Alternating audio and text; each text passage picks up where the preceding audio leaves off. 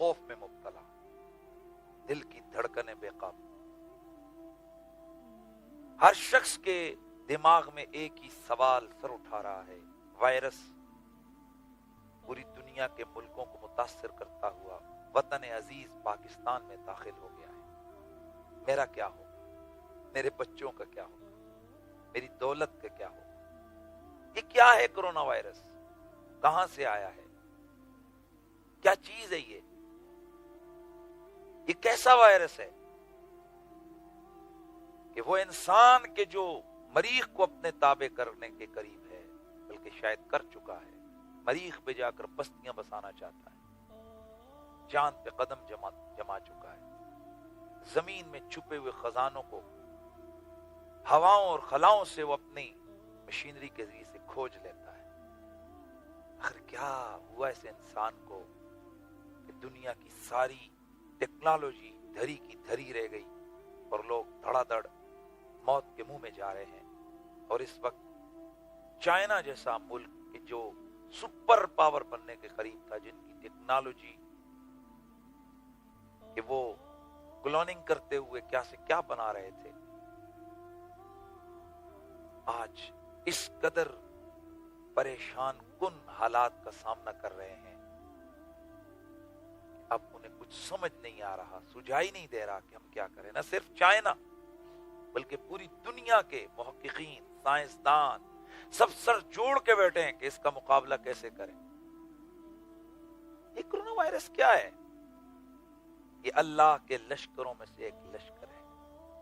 جب انسان خدا کی قوت، قدرت اور طاقت کو چیلنج کرے گا، میرا اللہ اس قسم کے وائرس بھیج کے اپنی سپر پاور ہونے کی خبر سنائے گا کہ انسان،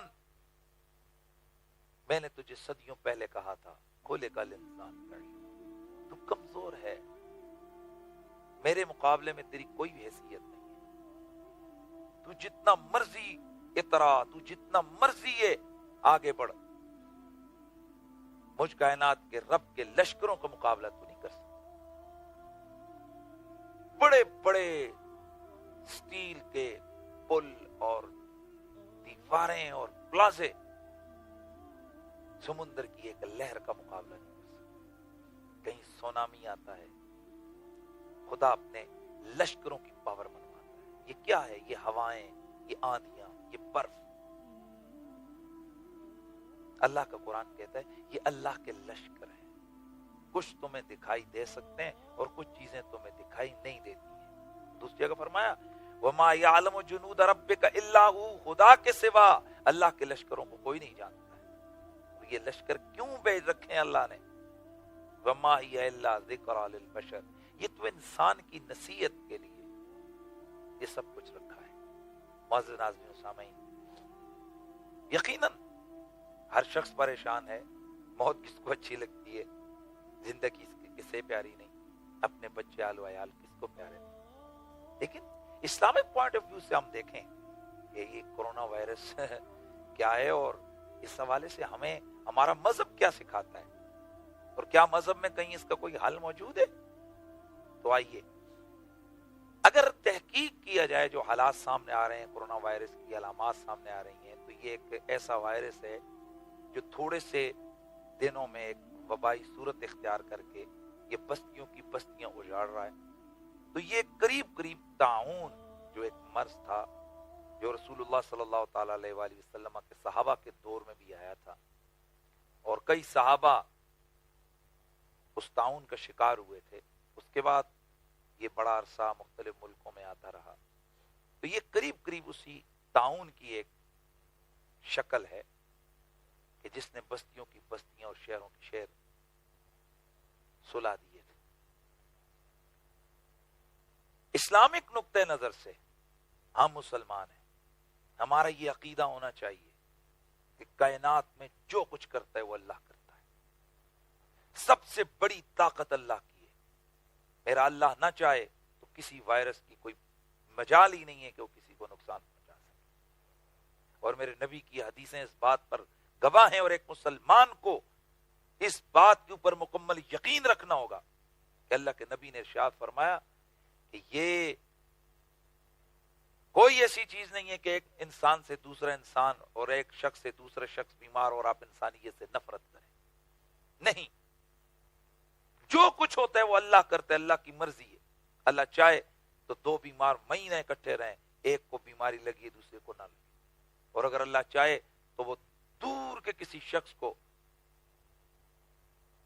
اس مرض میں مبتلا کر دے. سوچئے آخر یہ مرض کہاں سے آیا؟ وہ بچھو، کیڑے، سانپ اور ہر حرام چیز کھانے والی مخلوق. چائنا، کوئی کہتا ہے چمگادڑ سے پیدا ہوا، کوئی کہتا ہے کہ سانپ سے پیدا ہوا، لیکن اس بات پر سارے لوگ متفق ہیں کہ عام طبعی طور پر جن چیزوں کو کھایا جاتا ہے اس سے ہٹ کر جب چیزیں کھائی گئی اور ان سے یہ وائرس پیدا ہوا. تو سب سے پہلے میرے اللہ کی طرف سے یہ وارننگ ہے اور اسلام پسند لوگوں کے لیے یہ نصیحت ہے کہ تمہیں جو اللہ کے رسول نے حلال اور حرام کی بات بتائیے تو تمہارے لیے عافیت اسی میں کہ تم اللہ کے حلالوں کو پکڑو اور حراموں کو ترک کرو. تو ایک مسلمان جب حلال کھاتا ہے اس کے حلال میں اللہ نے برکت رکھی ہوئی ہے. تو ایک تو یہ الحمدللہ مسلمان ہیں، ہم اللہ کا شکر ادا کرتے ہیں کہ نہ ہم بجو کھاتے ہیں، نہ بچھو کھاتے ہیں، نہ سانپ کھاتے ہیں، نہ کیڑے کھاتے ہیں، بلکہ ہم طیبات کھاتے ہیں جن کو اللہ نے ہمارے لیے حلال کیا. ایک مسلمان ہوتے ہوئے ہمیں اس کرونا وائرس کے حوالے سے کیا ذہن رکھنا چاہیے؟ پہلی بات تو یہ کہ یہ طاعون کی طرح کا ایک مرض ہے اور صحابہ کرام علیہم الرضوان کے زمانے میں بھی یہ طاعون کا مرض آیا تھا.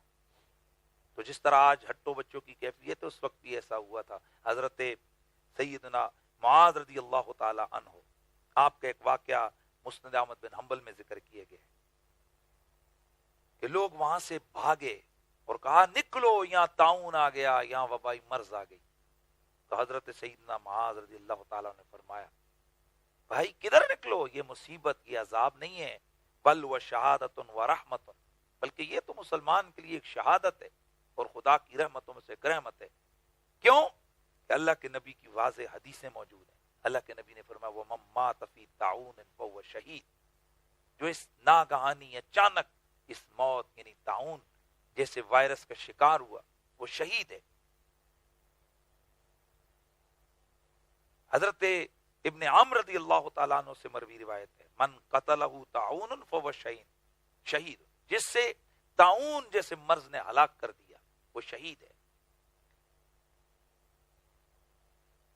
صحابہ کے دور کا ایک واقعہ کہ کچھ لوگ اسی طرح بھاگ رہے تھے طاعون کے خبر سن کر، تو اللہ کے نبی کے صحابی کو غیرت آ گئی کہ یہ کیا کر رہے ہیں یہ لوگ، کہ یہ جو بھاگ رہے ہیں اور کوئی کہہ رہا ہے کہ بھاگو طاعون آ رہا ہے، مرض آ رہا ہے. آپ نے فرمایا یا طاعون خذنی، یا طاعون خذنی، یا طاعون خذنی، اے طاعون مجھے پکڑنا ہے تو پکڑ، مجھے پکڑ، مجھے پکڑ. کیا مطلب؟ آپ بتانا چاہ رہے تھے کہ نہ طاعون پکڑ سکتا ہے، نہ کرونا وائرس پکڑ سکتا ہے، نہ کوئی اور وائرس پکڑ سکتا ہے، یہ سب خدا کے فیصلے ہیں. اور اگر ایک مسلمان اس قسم کے امراض سے ہلاک ہوتا ہے، وہ دنیا سے جاتا ہے، تو وہ اپنا یقین کامل رکھے کہ اس کے نبی نے اس کے لیے آخرت کی خوشخبری اور نوید سنائی اور یہ رحمت اور رافت ہے اس کے لیے آخرت. لہذا میرے سننے والے معزز بھائیوں اور میری بہنوں، ہم اللہ کے نبی کی امتی ہیں، ہمیں ان چیزوں سے خوف زدہ نہیں ہونا چاہیے. ہمیں اپنے رب پر یقین رکھنا چاہیے. جتنی زندگی اس نے رکھی ہے وہ اتنا ہمیں زندگی دے گا. مرنا ہوا تو مر جائیں گے، اور اگر اس طرح کے مر سے مریں گے ہماری قبر بھی صحیح ہے، ہماری آخرت بھی صحیح ہے. یعنی ایک مسلمان کے لیے اللہ تعالیٰ نے کتنی خوشخبری رکھی ہوئی ہے. بہرحال مرض ہے. اللہ کے نبی نے اپنے صحابہ کو مرض کا علاج کرنے کا طریقہ بھی بتایا اور مرض سے بچنے کے حوالے سے دعائیں بھی سکھائیں. اور اللہ کے نبی نے گویا دونوں طرح کے علاج یعنی روحانی اور طبی دونوں طرح کے علاج اپنے صحابہ کو سکھائے اور امت کو بتائے. تو میں بھی اپنے سننے والوں کی خدمت میں عرض کر سکتا ہوں کہ ایک تو آپ اس کے اندر جناب پریشان نہ ہو، کچھ بھی نہیں ہوگا، جو ہوگا وہ اللہ ہی کرے گا. اپنے آپ کو بالکل یہ جناب یہ ہو جائے یہ وہ ہو جائے، بھائی وہ کافر لوگ ہیں جو اس وقت جناب گھروں سے باہر نہیں نکل رہے. ہم مسلمان ہیں، ہمارا موت پہ یقین ہے، ہمارا آخرت پہ یقین ہے، ہمارا قبر پہ یقین ہے. ہمیں ان چیزوں سے پریشان نہیں ہونے. بہرحال